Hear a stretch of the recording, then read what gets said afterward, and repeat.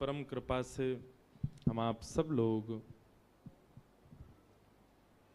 रामेश्वर तीर्थ में श्री रामेश्वर भगवान की चरण सन्निधि में प्रभु श्री राम की मंगलमयी कथा का श्रवण लाभ कर रहे हैं। यह हमारा परम सौभाग्य है। शिव राम मिलन महोत्सव, काशी रामेश्वर मिलन महोत्सव, उत्तर दक्षिण मिलन महोत्सव, सारे महोत्सव यहाँ हो रहे हैं। और शिव राम के साथ साथ कृष्ण राम मिलन महोत्सव, कृष्ण शिव मिलन महोत्सव ये भी हो रहा है। यमुना सागर मिलन महोत्सव, क्योंकि ब्रज से आए हैं हम, आप काशी से आए इसलिए गंगा सागर मिलन महोत्सव। कितने महोत्सव हो रहे हैं, जोड़ते ही चले जाओ कड़ियां।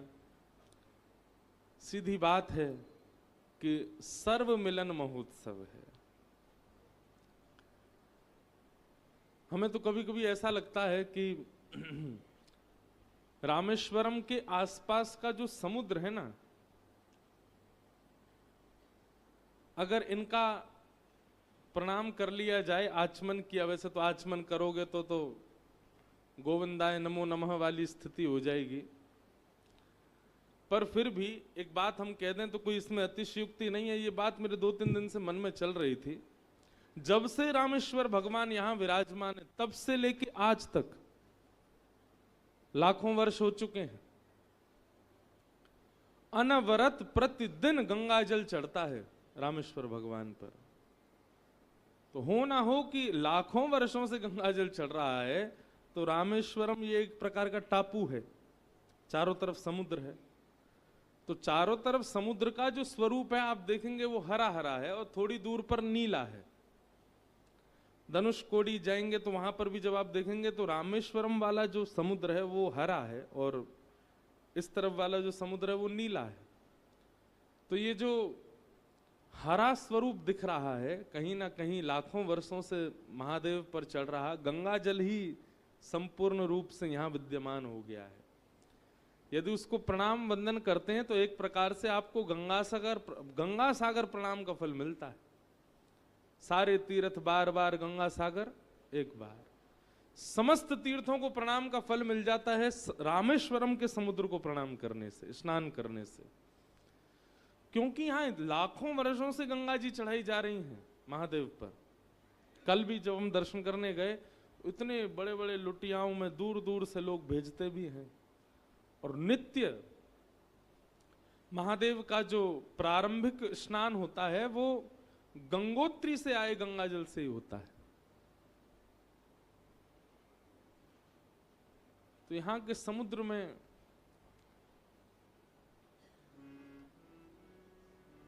अप्रकट रूप से गंगा जी विराजमान है चारों ओर।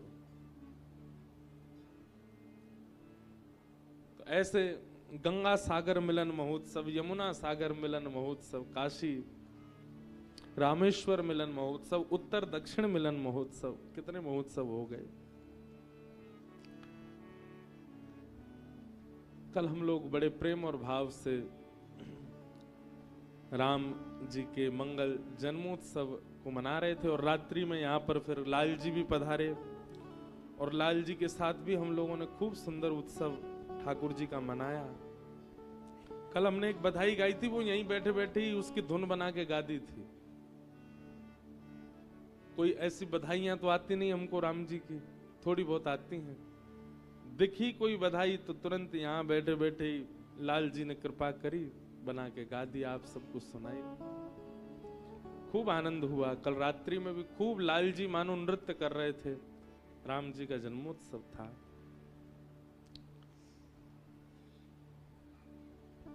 परमानंद पुरी मन राजा, कहाँ बुलाई बजा बहु बाजा। राजा दशरथ परम आनंद में हैं। गाजे बाजे बज रहे हैं, खूब आनंद सबके मन में हो रहा है। जिस प्रकार हमारे ठाकुर जी के जन्मोत्सव की प्रसन्नता भागवत में बताई जाती है, वैसा ही भाव यहाँ मानस जी में बताया गया है। सुमन वृष्टि आकाश ते होई, ब्रह्मानंद मगन सब कोई, वृंद वृंद मिली चले लुगाई, सहज श्रृंगार किए उठ धाई, कनक कलश मंगल भरी थारा, गावत पैठ ही भूप दुआरा।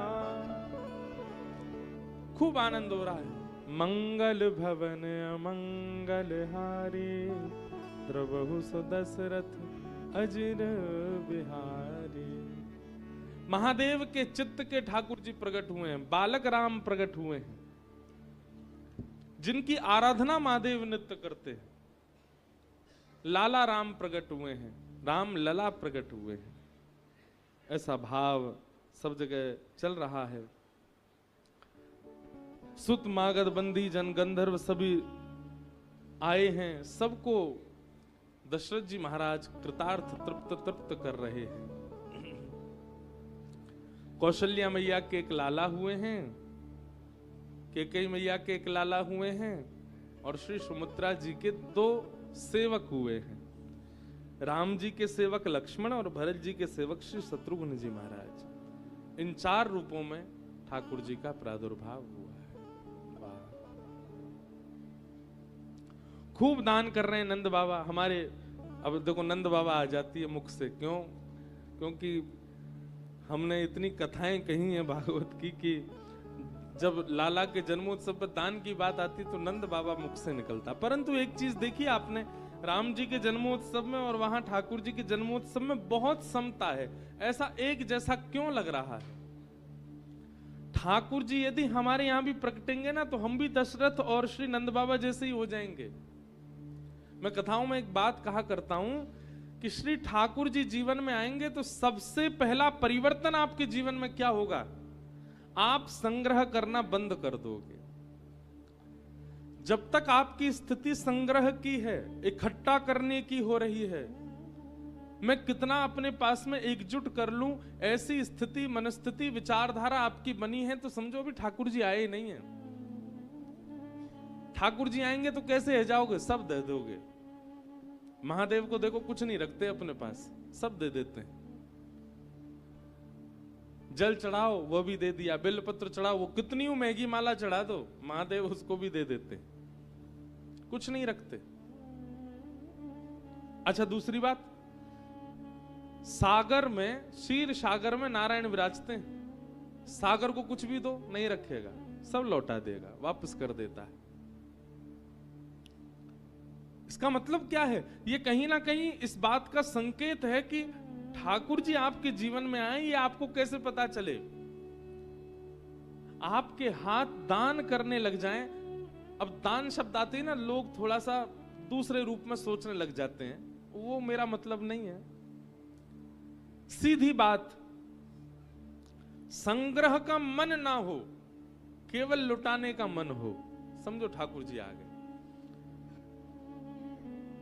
आप कहोगे महाराज जी हमारे रिश्तेदार का बेटा बहुत लुटाता है, 31 से 1 तारीख को दिखेगा ही नहीं, नए साल पे महाराज खूब लुटाएगा, खूब बड़ी बड़ी बोतल पी के आएगा, खूब सब पे लुटाएगा। ऐसे लुटाने वाले की बात नहीं हो रही है। कहीं ना कहीं यहां पर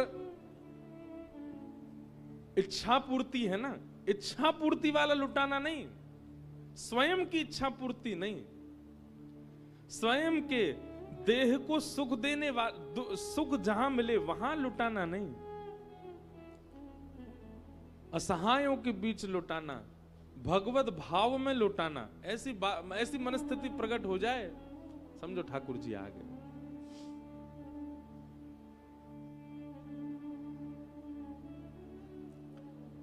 लुटाना चलो फिर भी एक बार कोने में रखो, पर संग्रह का मन ना हो। ऐसी स्थिति जिस दिन से बनने लग जाए, समझ जाओ ठाकुर जी आ गए। वहां ब्रज में नंद बाबा खूब लुटा रहे हैं, और यहां कौशलपुर के राजा श्री दशरथ जी महाराज भी कम नहीं पड़ रहे हैं, खूब आनंदित करा रहे हैं। जो भी आ रहा है सबको प्रसन्न करने की भावना श्री दशरथ जी महाराज के मन में बड़ी है।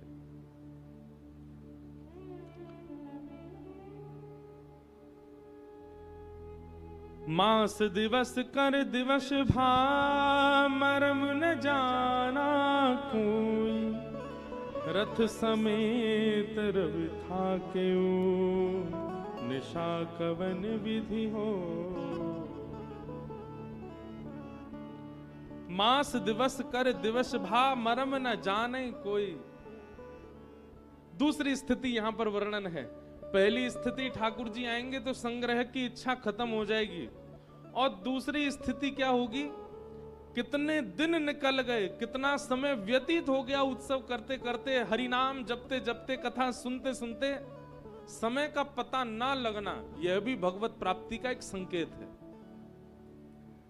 आपको कहीं ना कहीं समय का भाव पता चलता है, आपको कहीं ना कहीं ऐसा प्रतीति होती है कि अब तो बहुत दिन हो गए, अब तो बहुत समय निकल गया, अब तो बस कथा विश्राम होनी चाहिए, तो समझो ठाकुर जी आए ना आए। लेकिन महाराज कथा में बैठे और थोड़ी देर बाद जब घड़ी देखी तो 2 बज गए, यहां तो कथा विश्राम ही नहीं हुई, पता ही नहीं चला समय का। ऐसी स्थिति अनुभव होने लग जाए तो भी समझना चाहिए ठाकुर जी की कृपा है, ठाकुर जी आ रहे हैं जीवन में। ये तो कुछ घंटों की बात मैंने कही, परंतु जब त्रेता में, द्वापर में रामकृष्ण प्रकट हुए तो ब्रजवासियों की, अवधवासियों की स्थिति क्या है, मास दिवस कर दिवस भा। एक एक महीना ऐसे लगने लगा एक ही दिन निकला है अभी तो, मरम न जाना कोई। अच्छा एक बात बताएं, हमारे ब्रज के एक संत बता रहे थे, लोग कहते हैं कि 6 महीना तक सूर्य जो है वो हिले ही नहीं। वो कहते क्या है, यहां पर लिखा भी है, रथ समेत रवि था क्यों। राम जी के जन्म होते ही रवि यानी कि सूर्य देव अपने रथ सहित स्थिर हो गए, हिले ही नहीं, आगे बढ़े ही नहीं। मतलब रात्रि हुई नहीं अयोध्या में। राम जी के आने के बाद कितने दिनों तक दिन ही दिन रहा। क्यों? बोले भैया केवल मानवों को ही थोड़ी अनुभव हो रहा है समय का, देवता भी उस भाव में आ चुके हैं, उनको भी नहीं पता चल रहा है कि हमें आगे बढ़ना है, हमें क्रिया करनी है, वे सब भी स्थिर हो गए हैं। जिस प्रकार अवधवासियों को समय का पता नहीं चल रहा है, ऐसे ही सूर्य नारायण को भी समय का पता नहीं चल रहा है, वो भी बस स्थिर हो गए, एक ही जगह खड़े होकर के श्री रामलला जी के मुखमंडल को देख रहे हैं। चंद्रमा आदि देवता पीछे खड़े हैं, सूर्य नारायण से कह रहे हैं, बोले नेक आगे बढ़ ले भैया, हमें दर्शन करन दे, क्योंकि जब तक सूर्य आगे बढ़े नहीं चंद्रमा को दर्शन कैसे हो। चंद्रमा ने खूब कही, बोले नेक आगे हो जाओ, हमको भी दर्शन करने दो। सूर्य बोले चुपचाप खड़े रहो, याद नहीं है भगवान का नाम क्या है? बोले राम। बोले पूरा नाम बताओ। रघुकुल कमल दिवाकर कौशल्या नंदन दशरथ नंदन सूर्यवंशी राजा रामचंद्र भगवान। हमारे वंश में प्रकट हुए हैं भगवान, सूर्यवंश में इनका अवतरण हुआ है। मेरे वंश के जीर्णोद्धार के लिए, मेरे वंश के कल्याण के लिए प्रभु श्री राम आए हैं। मेरे वंशधर प्रकट हुए हैं, मेरे वंश में प्रकट हुए, इसलिए मेरा अधिकार है, मैं खड़ा रहूंगा यहीं पर, चुपचाप खड़े रहो पीछे। कहते हैं पीछे खड़े खड़े चंद्रमा रोने लगे, बोले हमने क्या अपराध कर दिया, हमें दर्शन क्यों नहीं हो रहा है ठाकुर जी का। चंद्रमा के रुदन को देख करके पलना में पौड़े राम जी चंद्रमा से कहने लगे, बोले तुम काय को रो रहे हो? बोले कि आपने सूर्य पर इतनी कृपा कर दी, वो वैसे ही अपने तेज के आगे किसी को कुछ समझता नहीं है, उसके वंश में आकर के उसके अभिमान को आपने और बढ़ा दिया, और देखो कैसा अभिमान कर रहा है, 6 महीना हो गए इसको, आगे बढ़ ही नहीं रहा, हमको दर्शन ही नहीं करने दे रहा। राम जी बोले तुम चिंता मत करो, अभी हम मर्यादा पुरुषोत्तम राम बन के सूर्य वंश में आए हैं, अगली बार हम इससे भी सुंदर रूप धारण करके और नटखट लीला करने के लिए कृष्ण बन के आएंगे, तब चंद्रवंश में आएंगे, ठीक है? तुम 6 महीना नहीं, तुम 1 साल तक खड़े रहना, सूर्य को प्रगति मत होने देना। अगला जन्म हम आपके वंश में ले लेंगे, पर अभी सूर्य पर कृपा करने आए हैं, इनके वंश में प्रसन्न होके आए हैं, थोड़ा इनको आनंद करने दो। चंद्रमा के आंसू तो पुछ गए, लेकिन मुख की मुरझाहट अभी तक गई नहीं। बोले प्रभु भले ही आप कृष्ण रूप में कितनी भी अद्भुत लीला करो, पर राम तो देवों के भी इष्ट है ना, उन राम के मुझे दर्शन नहीं होंगे? सब पर कृपा होगी, मुझ पर कोई कृपा नहीं होगी। राम जी बोले अच्छा ठीक है सुनो, हम एक और वरदान दे रहे हैं। बोले क्या?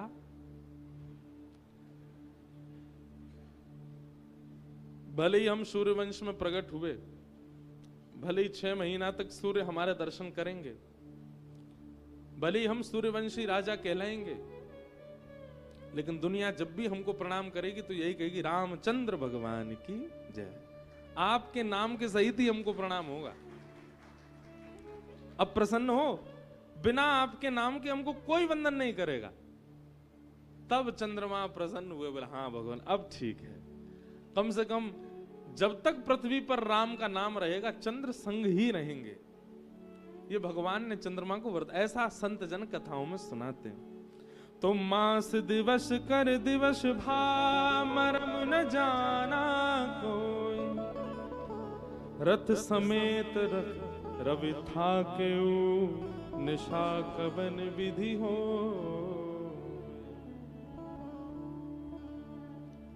पहली स्थिति, ठाकुर जी यदि आपके जीवन में आएंगे तो क्या होगा? संग्रह का मन नहीं होगा, इकट्ठा करने की इच्छा नहीं होगी, जितना हो सके मैं बांट दूं, ऐसा मन प्रकट होने लग जाएगा, ऐसी भावनाएं प्रकट होने लग जाएंगी।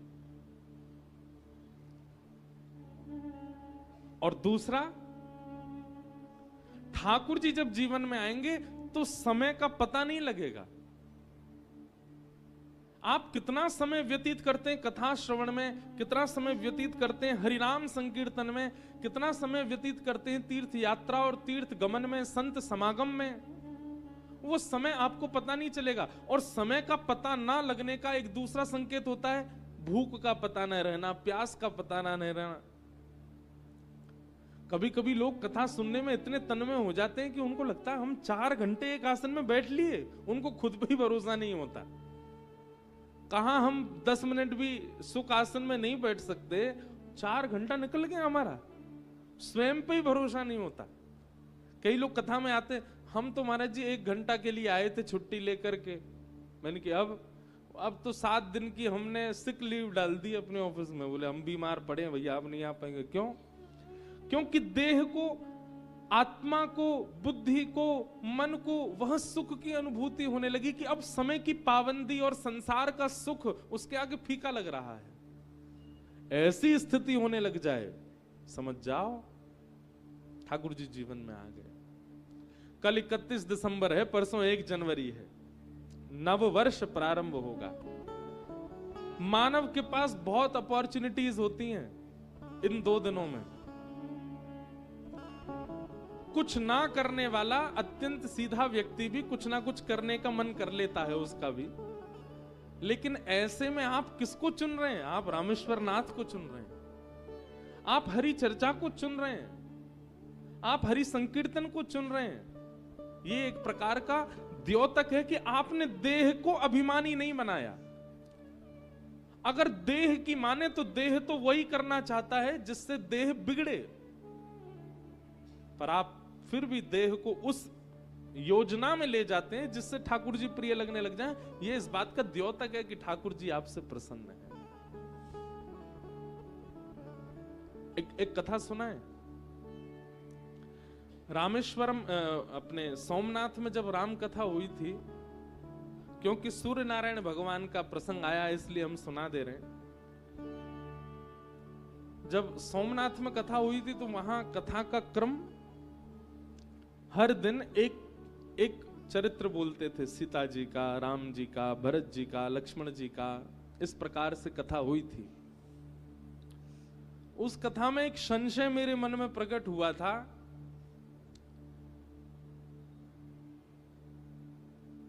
कि हनुमान जी इतने दिनों तक सुग्रीव के पास क्यों रहे?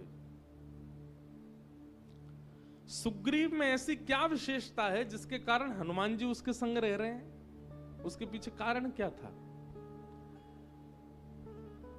कहीं ना कहीं देखो, सुग्रीव जी भगवान के मित्र हैं और ऐसा प्रसंग आता है, संत जन सुनाते हैं कि प्रभु श्री राम ने जब अवध वापस आने के बाद अश्वमेध यज्ञ किया, तो अश्वमेध यज्ञ में सबको निमंत्रण भेजा, लेकिन सुग्रीव को और विभीषण को निमंत्रण देने भगवान श्री राम स्वयं गए।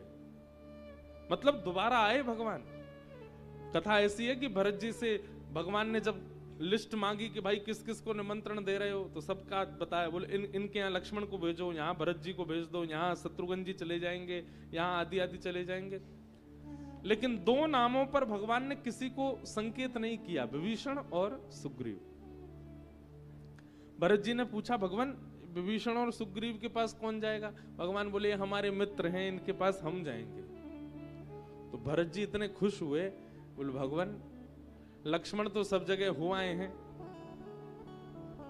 कृपा कर दीजिए अब की बार हमको ले चलिएगा साथ में, हम भी दर्शन कर आएंगे लंका का, हम भी दर्शन कर आएंगे सेतु का। भगवान बोले ठीक है। तो सुग्रीव जी को निमंत्रण देने प्रभु श्री राम पुनः पधारे किष्किंधा, और आकर के सुग्रीव जी को निमंत्रण दिया कि हमारा अश्वमेध यज्ञ आपको आना है, और ये हमारे अनुज भ्राता हैं, इनका नाम भरत है। तो सुग्रीव जी और भरत जी का मिलन हुआ। उसके बाद भगवान जब लंका गए, तो लंका में ठाकुर जी का स्वागत, यहीं से रामेश्वर भगवान को प्रणाम किया, भरत जी से जल चढ़वाया, और प्रणाम करके ठाकुर जी फिर सेतु पर होकर के भरत जी को लेकर के गए। साथ में और भी कई लोग रहे होंगे, पर भरत जी को सब जगह का अनुभव कराया। सेतु देख करके भरत जी इतने भाव विह्वल हो गए, और बार बार स्वयं को कोसने लगे, मैंने कोई अपराध किया होगा जो राम जी के साथ मैं वनवास में नहीं था।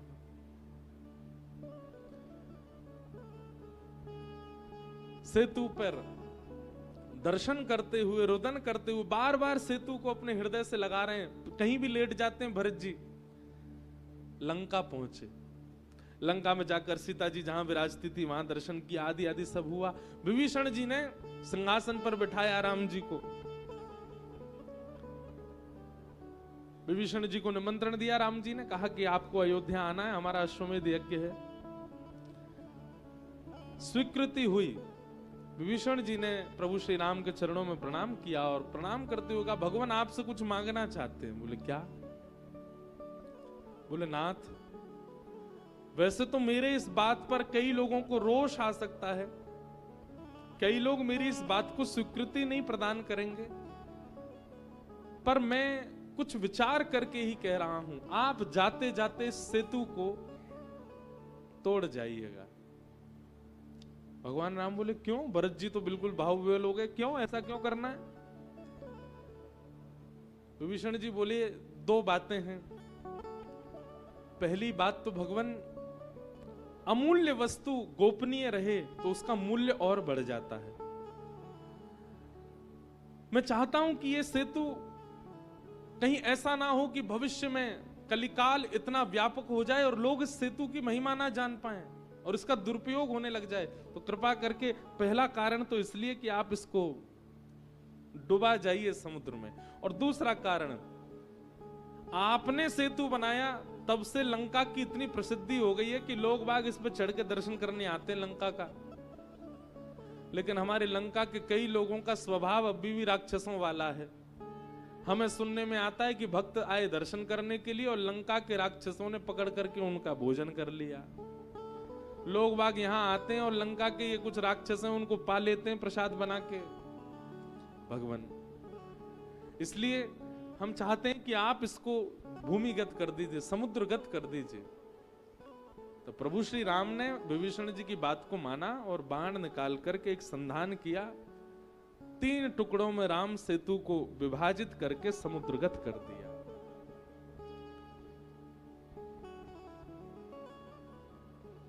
तो हम किस प्रसंग में ये बात सुना रहे थे कि श्री सुग्रीव जी को प्रभु श्री राम खुद निमंत्रित करने आए अश्वमेध यज्ञ के लिए। सुग्रीव सामान्य नहीं है, पर सुग्रीव जी के कई भावों पर, सुग्रीव जी की कई विचारधाराओं पर भक्तों का मन नहीं लगता। वैसे हमारा भी नहीं लग रहा था। हमने कि भाई ये सुग्रीव जी के साथ हनुमान जी इतने दिन क्यों रहे, इसके पीछे कारण क्या है? तो प्रसंग ऐसा है, बहुत ध्यान से सुनिएगा। हमने सोमनाथ में सुनाया था कि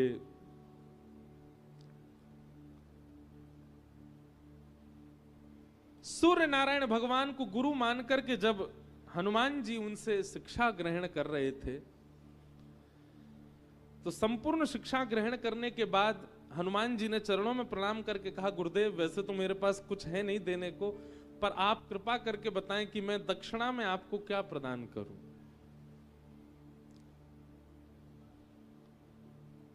तब भगवान सूर्य ने हनुमान जी को आज्ञा की है कि प्रभु श्री राम त्रेता में हमारे वंश में प्रकट होंगे और हमारे वंश में प्रकट होकर के प्रभु श्री राम श्री सीता जी के विरह में लंका जाएंगे उनको खोजने के लिए, और उस समय नारद जी के श्राप को सिद्ध करने के लिए वो बानरों से सहायता मांगेंगे, और बानर राज हमारे सुग्रीव होंगे। हमारी आपसे प्रार्थना है कि प्रभु श्री राम मेरे वंश में आ रहे हैं, इसलिए मुझे संतुष्ट करने के लिए कि मेरे वंश में राम जी को किसी भी प्रकार का कोई कष्ट ना हो, मेरा एक अंश राम जी की सेवा में हो, तो मैं ऐसा मानूंगा कि मैं ही राम जी की सेवा में हूं। तो प्रभु श्री राम नारद जी के श्राप को पूर्ण करने के लिए बानरों से जब सहायता मांगने आएंगे तो वे सुग्रीव के पास आएंगे। इसलिए मेरी प्रार्थना है कि सूर्यवंश में आए श्री राम जी की सेवा के लिए आप मेरे अंश रूप में जाइए, सुग्रीव के साथ रहिए, और जब श्री राम जी आवे तो उनकी सेवा में आप तत्पर हो जाइएगा। इसलिए श्री हनुमान जी महाराज श्री सुग्रीव जी के साथ में सूर्य आज्ञा से, गुरु आज्ञा से, क्योंकि इसी वंश में प्रभु श्री राम आ रहे हैं, ये सूर्य का वंश है। सूर्य नारायण अति प्रसन्न है। सूर्य भगवान की बड़ी महिमा है रामचरित्र में, रामायण जी में भी। रावण के वध के पूर्व भी ब्रह्मा जी ने आकर के राम जी से कहा है, बोले भगवान रावण को मारने से पूर्व आपको अपने इष्ट को प्रणाम करना होगा। तब आदित्य हृदय स्तोत्र गा करके प्रभु श्री राम ने सूर्य को प्रणाम किया, तब रावण का वध किया। लोग बाग हमसे पूछते हैं, आपको इतने साल हो गए कथा करते हुए, भगवान देखे आपने? रोज देखते हैं, रोज सुबह उठते ही आप साक्षात सूर्य को जब देखते हैं, उन्हीं के प्रति ही शंख चक्र गदा पद्म चतुर्भुज रूप का भाव रख करके प्रणाम किया करो। साक्षात नारायण है, किसको नहीं दिखते? रोज सबको दिखते हैं भगवान। ये सूर्य कोई देव नहीं है, भले ही देव में हम उन्हें मानते हैं, वो साक्षात नारायण है। प्रभु श्री राम भी उनको वंदन करते हैं।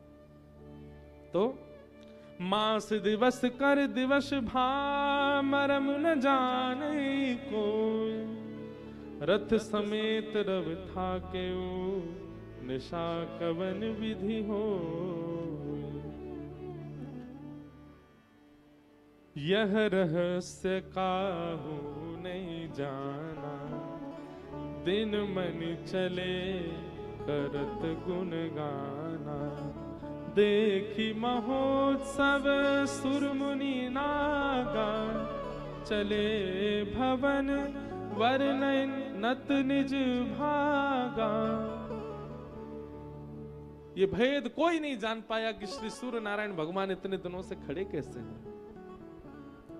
इस प्रकार यह शुभ चरित जान पे सोए, कृपा राम के जा पर हो। कुछ दिन बीत गए और कुछ दिन बीत जाने के बाद में प्रभु के नामकरण का अवसर आया, प्रभु का नामकरण किया गया। एक बात हमारी सुनेंगे, कृष्ण लीला में भी, राम अवतार में भी नामकरण के प्रसंग को बड़े आनंद से सुनाया गया। इसका मतलब नामकरण संपूर्ण जीवन को व्यवस्थित करने का एक बहुत श्रेष्ठ यज्ञ है। और ऐसा शास्त्रों ने नियम बताया कि गुरुजनों के द्वारा, विप्रदेवों के द्वारा, श्रेष्ठ विद्वानों के द्वारा ही नामकरण होना चाहिए। पर आजकल नामकरण कर रहे हैं, एक नए गुरुजी आए हैं दुनिया में, उनका नाम है गूगल गुरुजी। वही नामकरण कर रहे हैं बच्चों का। ब्राह्मण देवता बता देते हैं आपके बालक के ये अक्षर हैं, इन पे नाम रख लीजिए। पहले ऐसा होता था कि संतजन नाम बताते थे, पुरोहित नाम बताते थे, गुरुजन नाम बताते थे, फिर धीरे धीरे हुआ बुआ नाम बताने लगी, चाची नाम बताने लगी। आजकल सबके दिमाग फ्यूज हो गए, अब केवल गूगल जी बताते हैं। बुरा नहीं मानिएगा, हम सन्मुख आप हमको बताते तब हम कुछ नहीं कह सकते, पर कभी कभी लोग मिलते हैं, उनके बच्चों के नाम पूछो आपका नाम क्या है,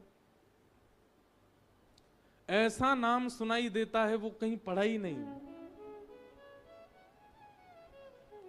आजकल तो ये भी पता नहीं चलता है कि ये इंडियन नाम है, मतलब हिंदुओं का नाम है कि मुस्लिम नाम है। ऐसे ऐसे तो नाम होते हैं बच्चों के।